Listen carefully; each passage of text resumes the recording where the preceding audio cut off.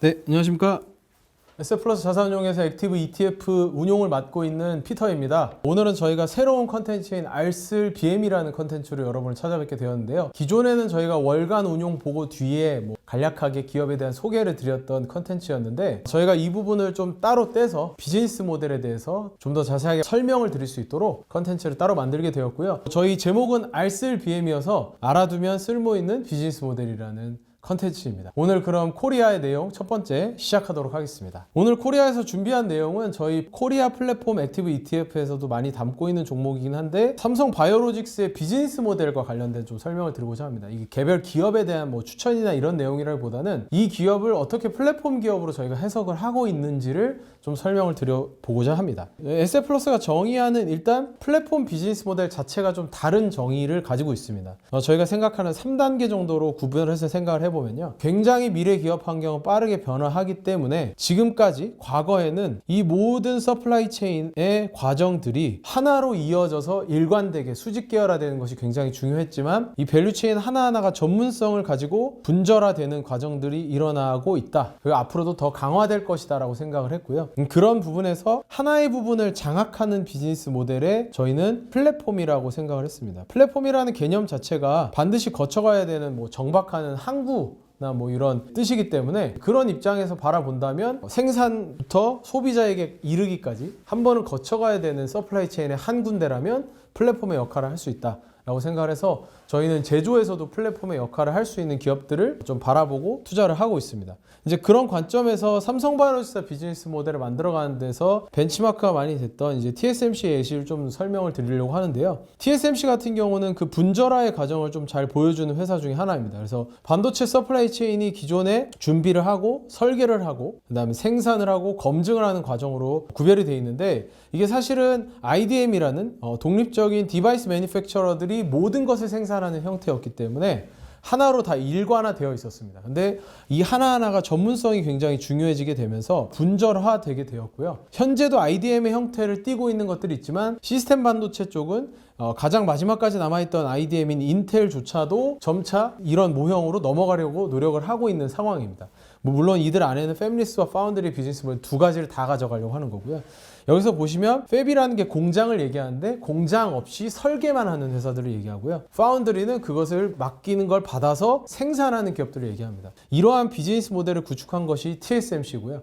그렇기 때문에 이런 반도체 밸류 체인의 변화가 있었는데, 이걸 표본으로 삼아서 헬스케어 산업에서 이러한 혁신을 만들고자 했던 것이 삼성그룹이 추구했던 미래 전략 방향이었습니다. 이 보시면 헬스케어 산업도 서플라이 체인이 굉장히 복잡하게 있습니다. 그 과정 중에서 여기까지 보면 개발의 과정이 있고요. 그 다음에 등록이 되고 생산이 되는 과정이 있고, 그 이후에 유통이 되는 과정이 있겠죠. 물론 이건 로지스틱까지 포함되어 있기 때문에 이 부분까지는 삼성바이오로직스와 같은 CMO들이 담당을 하게 됩니다. 이러한 CMO라는 건 결국에 여기 개발 단계까지 마무리가 되고 난 다음에 생산만을 전문으로 하게 되는 것, 그런 비즈니스 모델을 얘기하게 됩니다. 물론 CDO, CRO, CDMO 같은 굉장히 다양한 형태로 확장적인 비즈니스 모델을 가려고 하지만, 삼성바이오로직스의 기본적인 비즈니스 모델은 CMO라는 비즈니스 모델을 가져가려고 했고, 헬스케어 산업이 기존에 그러한 밸류 체인이 없었지만 만들어가려고 노력을 하고 있다 라고 보시면 좋을 것 같습니다. 이게 제가 하는 얘기는 아니고요. 삼성바이오로직스가 실제로 2016년에 IR을 진행하면서 진행했던 그 IR 현장에서 제가 받았던 자료의 스캔본을 제가 여기다 이제 첨부를 했는데요.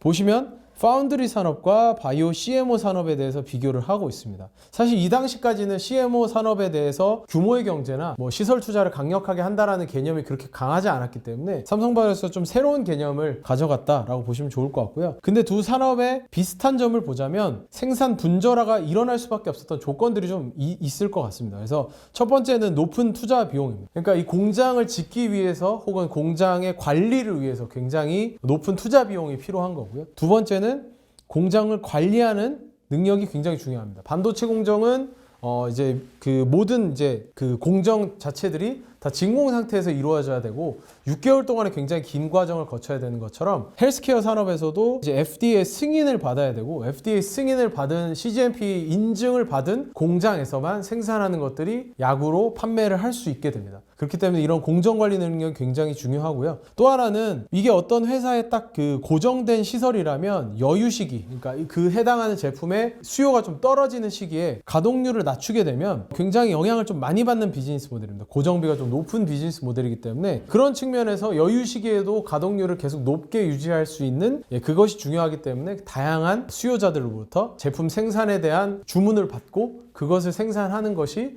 굉장히 효율적인 산업이다 라고 보시면 좋을 것 같습니다. 그렇기 때문에 삼성바이오로직스는 이러한 헬스케어 산업의 밸류체인을 분절화해서 하나의 제조 플랫폼이 되려고 노력하는 기업이다. 그래서 저희는 이 부분에 대한 공감대를 가지고 이 부분에서 성장 가치가 있다라고 판단을 하고 있습니다. 물론 삼성바이오로직스의 현재 밸류에이션은 상당히 많은 부분을 이미 좀 땡겨와서 반영을 하고 있는 부분들이 있기 때문에 모멘텀을 가지고 크게 성장하기 위해서는 앞으로 해결해야 되는 부분들이 좀 있습니다. 근데 그런 관점에서도 여전히 좀 매력이 있는 비즈니스 모델이라고 저희는 판단을 하고 있는데요. 일단은 이들이 해결해야 되는 해결점 2가지 정도만 말씀을 드리면 좋을 것 같은데 리스크 팩터일 수도 있고 성장의 모멘텀일 수도 있는데요.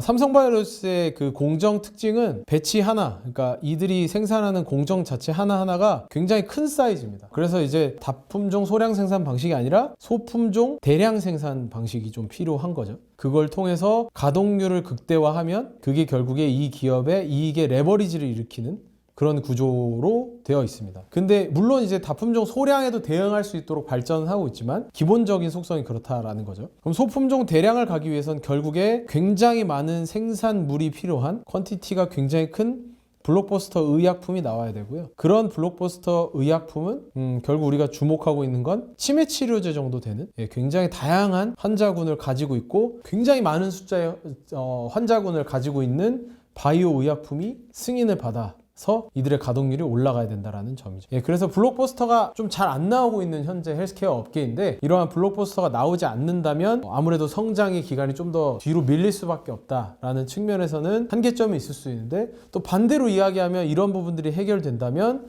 삼성바이오로직스의 CMO로서의 성장성은 굉장히 또 빠르게 나올 수도 있겠다라고 보시는 게 좋을 것 같습니다.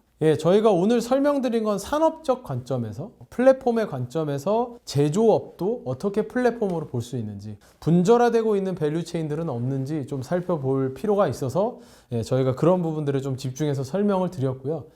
이러한 내용들이 항상 기업단에서 다 적용되는 건 아닙니다. 그 기업이 경쟁력을 가지고 있는지 기업에 대한 자세한 분석을 통해서 또 밸류에이션을 해야 되기 때문에 그러한 과정들을 거치면서 저희가 포트폴리오를 강화해 나가도록 최선을 다하도록 하겠습니다. 감사합니다.